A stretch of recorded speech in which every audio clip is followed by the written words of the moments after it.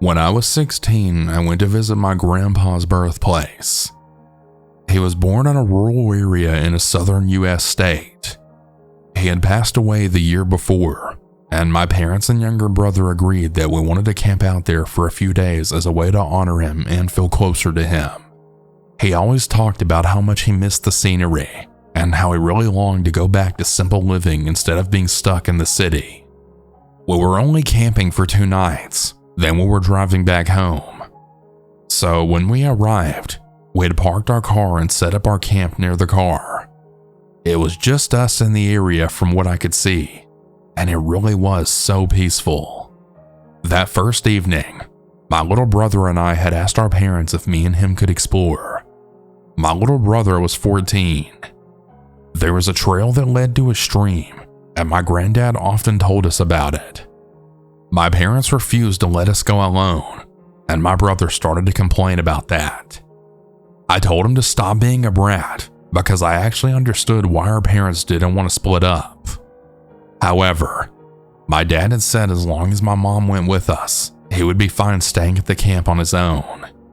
His phone had a weak signal, and he said he would be fine since he had the car with him and that no one was around. If we got lost, he could call or drive for help. My mom hesitantly agreed, and we set off to find the stream. We knew it was about a 10-minute walk because my parents had studied a map of the area for the past few months.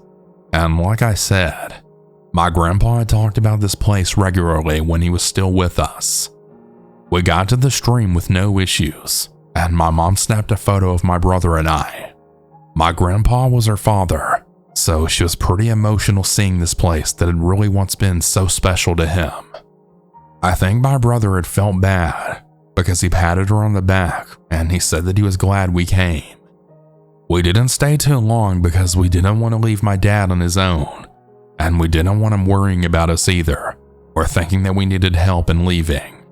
So we then set back to camp. We had been walking for about 2 minutes when suddenly I had heard my dad calling for us. I'm going to be using a fake name for my mother for privacy reasons, but he was calling out my mom's name. We'll call her Pamela. I had turned to look at my mom, and she clearly heard it too, because she looked just as puzzled as I was. I was walking in the middle with my mom and brother on either side of me. My brother stopped dead in his tracks, eyes wide. "Why is Dad shouting at us?" I asked both of them. My mom and I stopped walking because my brother had. He looked uncomfortable, and he then stared at us with fearful eyes before saying, "I'm pretty sure that we're too far away to hear Dad." I had felt uneasy because I then figured he was right. I mean, we had been walking for less than 5 minutes. Yeah, the walk was short, but surely sound can't travel that far. I mean, can it? As if on cue, we heard my dad yelling once again. My mom told us to start walking, so we did, considerably quicker than we had been before. Looking back, it was hard to tell where the sound was coming from, but I thought it was my dad, so I assumed it was just straight ahead. When my dad finally came into sight, he was just sitting writing in his journal. He had heard us coming and then waved, and we rushed over. My mom had asked him if he was all right, and my dad thought that she had been worried about him, and he then told us of course he's fine, that we weren't even gone half an hour. Our faces must have told him that something was off, because he had then asked us if something was wrong. My brother piped up and then had told my dad that we had been hearing him shouting, even though we shouldn't have been able to. My dad just looked confused, and he told us that he hadn't been shouting for my mom at all, or any of us. He claimed that when we were out of sight, he had just been organizing our sleeping bags and had decided to take the alone time as an excuse to write. My dad likes to keep lists, and he really enjoys journaling in general, so he takes a notebook everywhere with him. I felt uneasy, and I just stayed quiet, as my mom told him about how we had been hearing him calling for her, and it was definitely his voice. My mom thought that my dad was playing some kind of prank on us, but he seemed genuinely confused, and he isn't the prankster type at all. I told my dad that I'd heard it too, but again, he insisted that he hadn't called for us. He pointed out that my brother was right, that even if he had called for us, if we really were at the distance from where we were, we shouldn't have been able to hear him anyway. That was why he didn't want us kids wandering off on our own, in case we did get lost without one of them present. I suddenly wasn't so keen to be camping in this forest anymore. But my mom reasoned that we were probably just imagining things. However, my brother and I weren't so sure. Later that night, we had shared one giant tent. I couldn't sleep, and I ended up whispering to my brother to ask if he was awake too. He was, and we actually took my dad's notebook and communicated with each other by writing on a piece of paper under a blanket, which we had brought for extra warmth, as to not disturb my parents. We talked about the incident over 2 pages of paper, and my brother agreed that we definitely weren't imagining it. How could all 3 of us have heard it too? And twice. My brother eventually fell asleep huddled up next to me, but I still couldn't sleep soundly. I ended up taking a nap the next day, and on the second night I couldn't sleep well either. Nothing else really happened on the trip, and when we got home, my parents didn't even mention it again. I'm now 21, and on the nights that I can't sleep, I'll still often think about what we heard in the forest that afternoon, and it still really bothers me deeply. To have heard my dad calling my mom when he was so adamant that he didn't, well, it just really creeps me out. The forest wasn't dark. Our minds couldn't have been playing tricks on us, and certainly not all 3 of us. I'll always wonder who or what mimicked my dad's voice in the forest that day. Yet sometimes, most of the time, I really think I'm better off not knowing.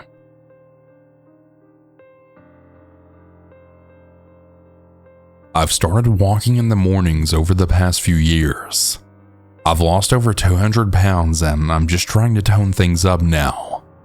I get my sister-in-law to walk with me sometimes as I'm a good influence on her, and I tend to be her safe place. On our walk during the morning of Sunday, August 6th, 2023, instead of walking through the sand dunes and on the rocks, I decided let's just walk straight today. We walked the 2 miles on the bike path, and things were normal. We made it about a mile from my house, still in the middle of nowhere though, and we started hearing rocks being tossed or kicked up on the train tracks. I had joked around that it was a skinwalker, and she says with our luck it probably is. We just laughed and continued walking. That's when we heard the incoherent yelling. We kept listening. Whoever it was didn't sound like they were of sound mind. I told her that we're both CNAs and we have medical background, and I told her that I can't in good consciousness keep going when I know there's freight and metros coming through here constantly. She then put her head down and told me to come on. We then walked into the clearing and up onto the tracks. Of course, there was an older gentleman up on the tracks looking to be distressed, and I'm going to guess that he was some sort of downer. He was hooting and hollering to himself, bending over at times, banging rocks. Well, I walked up to him and then said, "Hey sweetie, what's going on? There's going to be a metro coming through in about 10 minutes, hun, and we don't want you to get hurt." It didn't seem to faze him, and he just kept walking. That's when my sister-in-law then said, "Oh hell no, I'm not doing this. I'm calling 911. I got that his name was Ray, and I had introduced us to him, and I let him know that I'm Becca, and that's Gina.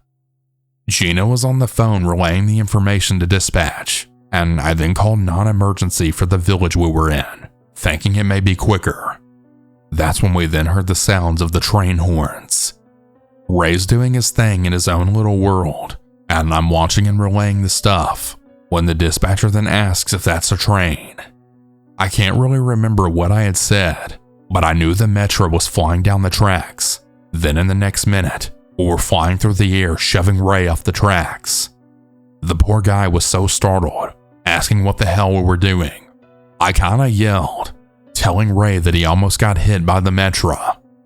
Gina's getting up out of the bushes swearing and calling 911 back. She tells them it's been 20 minutes and we just pushed this guy off the tracks, that she's tired and she doesn't want to deal with this anymore. They told her to just stand by the street and flag the cop down. She went down to the road and I had stayed behind, just following Ray, making sure he's okay until the police arrive. The dispatch calls me back saying that they're not sure where we are, but that Metro called about people on the tracks. I gave the best info that I could on our location as Gina finally flagged down one of the police officers.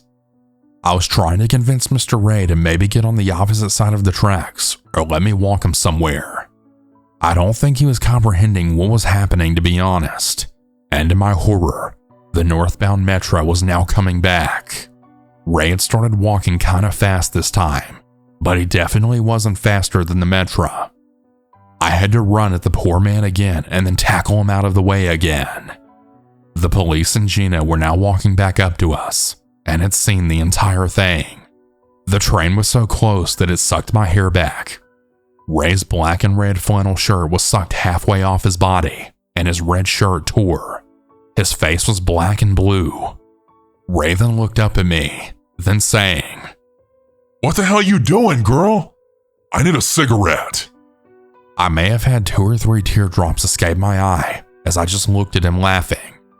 I told him that he was a nice guy and that he really needs to stay off the tracks, as I then helped him get his belongings that flew all over the place.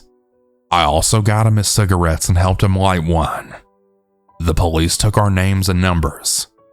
The second cop looked at us and he said we were good to go, and he specifically looked at me and told me not to play a hero next time. I just looked at him and smiled and went on my way. I touched Ray's hand and then said, "Yeah, I'm sorry we met like this, but please take care of yourself." We then walked down off the tracks. Gina looked like she was going to bawl at this point. I hugged her, letting her know she was safe now and okay, and that I was sorry I scared her. This really could have ended so badly for both of us, and I'm extremely grateful that it didn't. I still to this day don't know what the hell Ray was trying to do on those tracks. Whether he just didn't realize what was going on or if he was actually trying to commit suicide or something. Both me and Gina were pretty bruised up and sore, but we can heal from that. I don't know if Mr. Ray ever got the help he needed, but we did see him getting into the back of the police car. I probably won't come across this gentleman again, but I really do hope he gets the help he needs and stays safe. Remember, it only takes 5 seconds to be a decent person.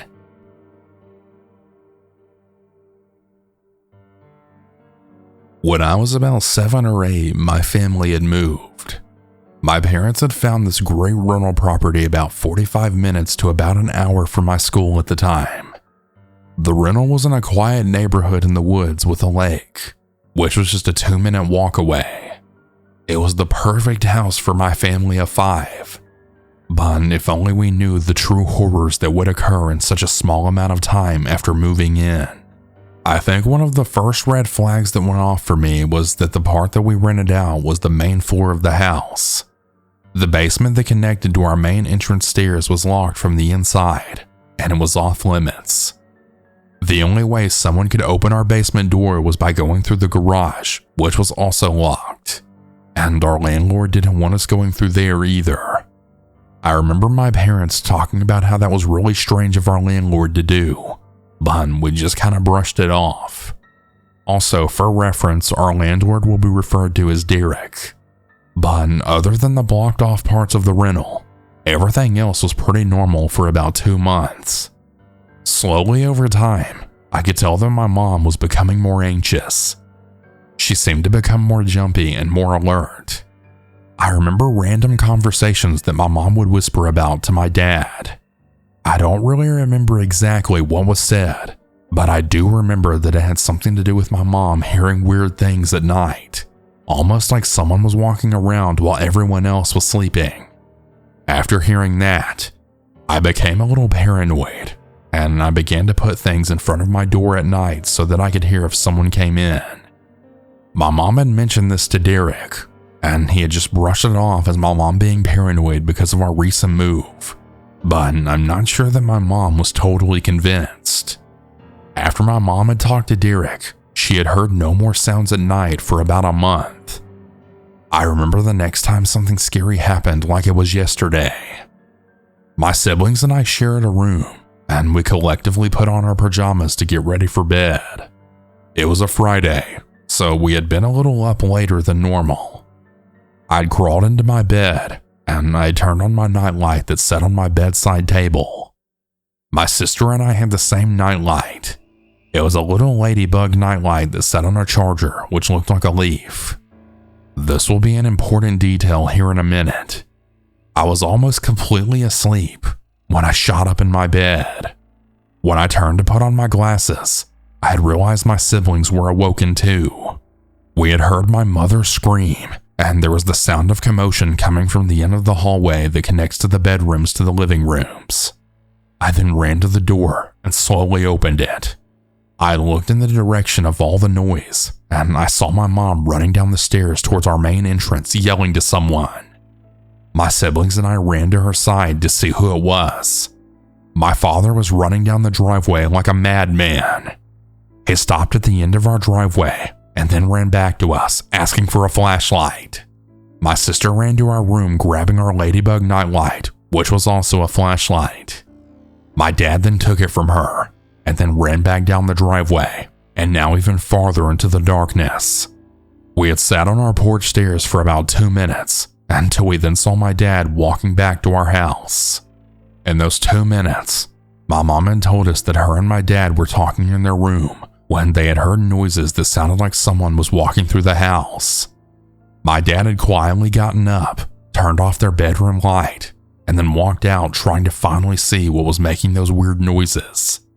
Well, apparently my dad had found our landlord Derek creeping back down the stairs that connected to the now open basement door. My dad had then yelled at Derek, which startled him, making him yell as well, as he then ran down towards the basement, to which my father chased after him.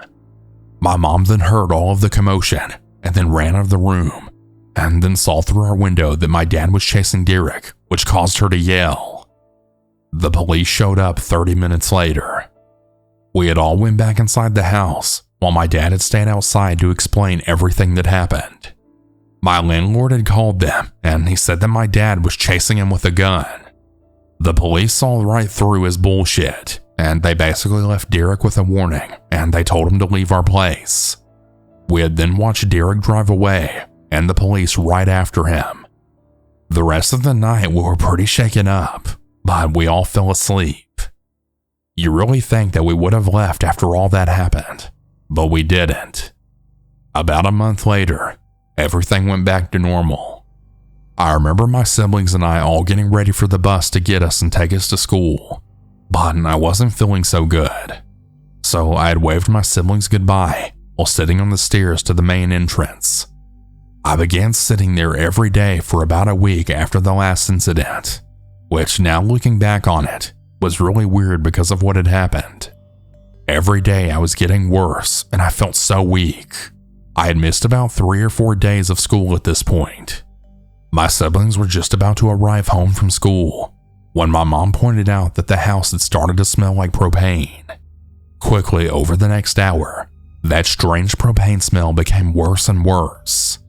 My dad hadn't been home all day, so my mom had tried calling him to let him know about the propane smell and to ask him if he had smelled it too before he had left that morning, but he didn't answer. What happened next was a blur, but the next thing I remember was sitting out in the car in the driveway. There were firemen and fire trucks lining most of the street.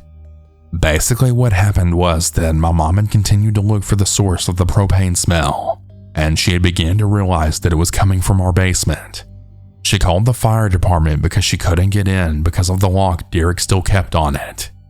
Well, the firemen had found a way to get through the garage once they arrived, and they told my mom that it was apparent that someone had leaked the propane purposefully.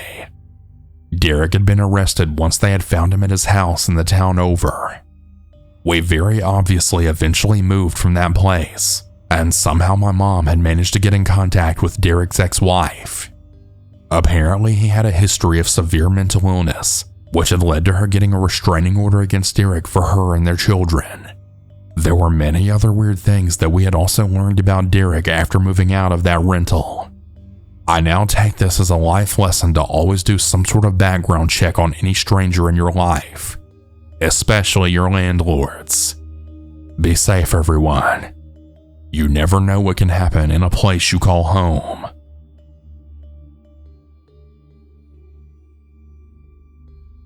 So this happened to me when I was 13 years old and living in the country, and 3 hours away from the nearest city. My family and I had owned a lot of land, meaning that I have a lot of different trails to jog just in the forest behind my house. So I woke up at 6 a.m. and decided I would go for a jog. I then put on shorts, a sweater, and some shoes. Once getting outside, I decided on a trail that went about 1 kilometer from my house in the woods and goes in a big circle. The circle equaling about 4 kilometers from where I started. So when leaving the house, I plugged in my headphones and began to start walking the 1 kilometer to where I would start my jog.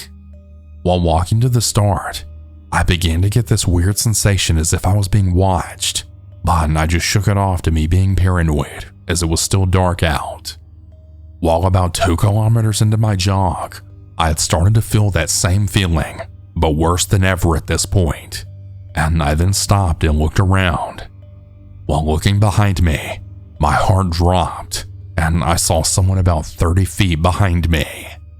Keep in mind, our house is far out from any others, so it couldn't have been a neighbor or a hunter. As I realized it was a man, I tried to keep calm, and it seemed like he hadn't noticed that I noticed him, so I just kept on jogging, picking up the pace. I couldn't have just turned back because I was kind of far, and I would have to risk him getting to me as he was close to the trail. As I ran for a minute, I looked back and saw him. Not him standing there anymore, but he was now running full speed towards my direction. I was now able to get a better look at him. He was wearing black clothing with rips all over it. And then I saw his face. His face was the first thing I noticed about him. His face was strange looking and kind of deformed. It was abnormally pushed down, resembling a football. And his eyes were wide open, and he was just smiling. He was at least 6'2", whereas I was only about 5'4" at the time. So once I seen him running at me, I just booked it, not on the trail, but into the woods. He was definitely a lot more faster than I was, so I knew he would get to me if I had run on the trail. Turning left into the woods, I would go directly back to the start. So as I was running, I was hearing him only a few feet away from me. The only thing slowing him down was the fact that the branches were so low. So as I got closer to the middle, of course like a horror movie cliche, I tripped on a root, causing me to fall on my stomach. That's when I then turned around and looked at him, and I saw him smiling at me. I felt as if I were about to die at that very moment, but it's some miracle.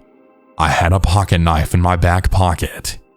So without even thinking, I pulled it out and then stabbed him right in his leg. I then got back up and started running. The man's still running after me, but I did manage to get away. Once I got home, I came into the house and it was about 6:30 at this point. I then ran to my parents' room telling them everything that happened. We called the police and they did come out, but they never managed to find the man out in the woods. Just thinking about this still gives me bad memories to this day. So yeah, everyone, maybe avoid early morning or late night walks in the woods. I really don't think it's worth it. About 10 years ago, I was living in California and working as a home health nurse, meaning that I would visit patients in their homes after they were discharged from the hospital to perform follow-up care, such as wound care and teaching. One day, I was assigned to a new patient. He lived pretty far up, so I knew that it would be a drive. His chart wasn't quite complete, as he was new, and it just simply said wound care for multiple laceration, which are pretty much just cuts basically. So I called him that morning, and I headed up at the time that I'd made the appointment with him. I drove and drove. The roads became small, then turned to gravel. I had been up that direction before. There was a lot of shady people and pot growers there, and the area was really isolated. I then finally arrived at his little trailer at the end of a long dirt road. It really was out in the middle of nowhere. I went inside and took his vitals, and I noticed that he was head to toe in bandages. His arms, legs, and his face had cuts. He was a total mess. I began to remove his clothes and then cleaned his wounds to rewrap. I started chatting with him, and I'd asked him what had happened. I assumed that he had been in some kind of farming or heavy equipment accident, or maybe even a car wreck. Well, as it turns out, he said he was attacked by a man with a machete. So I asked more about it, and this is what he told me. Yeah, I was sleeping with this one girl, and her husband didn't really like that. So he came over and threw me down in the driveway and then started chopping me with the machete. As you can all imagine, I was horrified by this.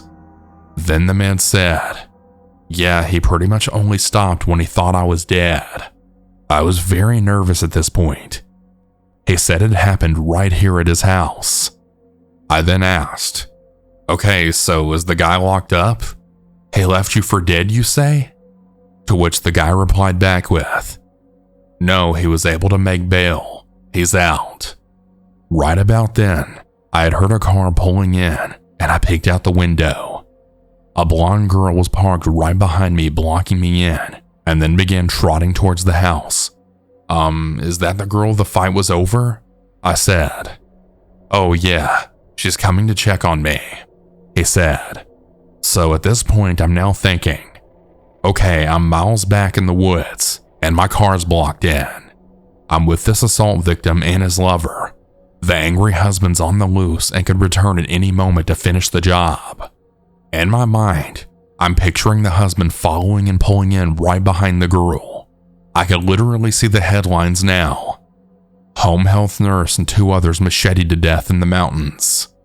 You can bet that I've never done a faster dressing change in my life, as I then called my boss and told him not to send any other nurses there, as it's very unsafe.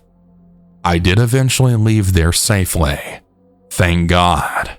And to the machete man, I honestly don't blame you for doing what you did, but I'm really glad I never encountered you. Hey everyone, I hope you all enjoyed these stories. If you ever want to submit your own, you can do so at southerncannibal.com. Have a good night everyone, and remember to always